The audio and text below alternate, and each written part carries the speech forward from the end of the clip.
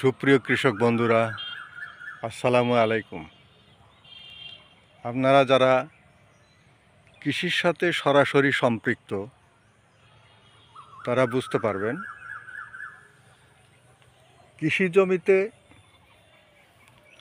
উপর্যুপরি রাসায়নিক সার ব্যবহার করার ফলে জমির উর্বর শক্তি হ্রাস পায়।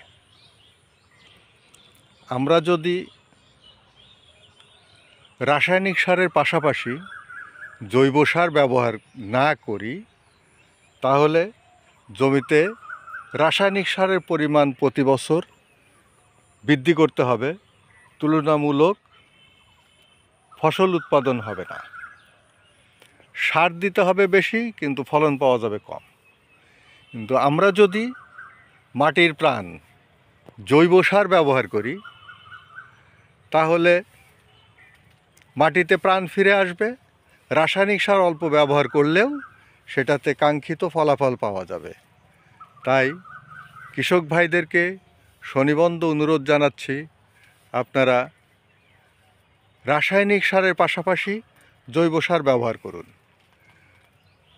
উৎপাদন খরচ হ্রাস করুন, কৃষিতে লাভবান হন। আসসালামু আলাইকুম।